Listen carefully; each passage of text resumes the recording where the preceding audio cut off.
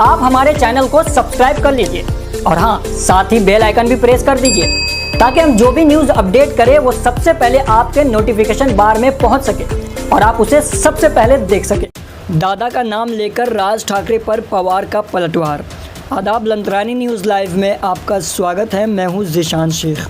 महाराष्ट्र की सियासत में फिलहाल महाविकास आघाड़ी सरकार के संस्थापक शरद पवार और मनसे मुखिया राज ठाकरे के बीच वाक युद्ध चल रहा है। राज ठाकरे ने जहां शरद पवार पर एक सभा के दौरान कई गंभीर आरोप लगाए थे, वहीं शरद पवार ने भी एक प्रेस कॉन्फ्रेंस लेकर उनके आरोपों को बेबुनियाद बताया था।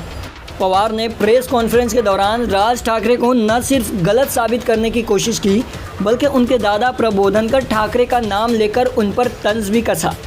दरअसल राज ठाकरे ने शरद पवार को नास्तिक और धर्म जाति की राजनीति करने वाला नेता कहा था।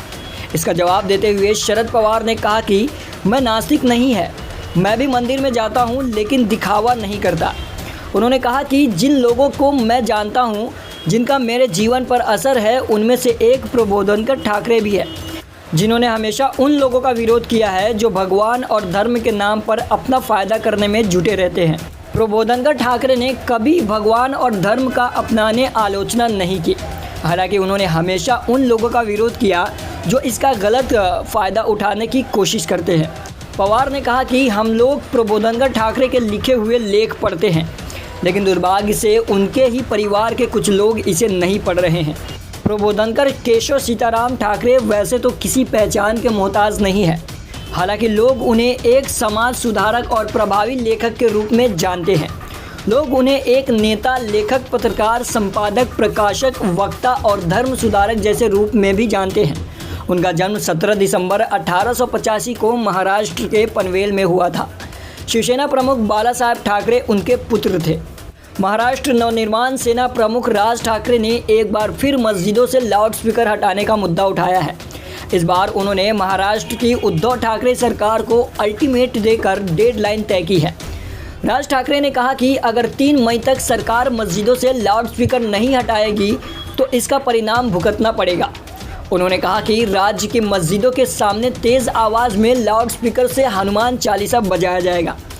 राज ठाकरे ने ठाणे की उत्तर सभा में राज्य की महाविकास आघाड़ी सरकार, मुख्यमंत्री उद्धव ठाकरे, एनसीपी सुप्रीमो शरद पवार, उप मुख्यमंत्री अजित पवार और संजय राउत पर जमकर हमला बोला। उन्होंने मुस्लिमों को चेताया कि धर्म को घर में रखे, उसे रास्ते पर न लाए।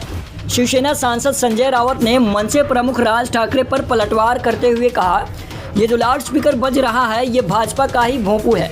ये बात सबको पता है कि ईडी की कार्रवाई से अभ्य मिले, इसलिए ये आजकल बीजेपी की भाषा बोल रहे हैं। बीजेपी जब खुद सामना नहीं कर पाई तो राज ठाकरे के रूप में लाउडस्पीकर को आगे कर दिया। ईडी कार्रवाई से छूट मिलने के बाद राज ठाकरे के भोंगा शुरू हो गया। Bureau report, Lantarani news live.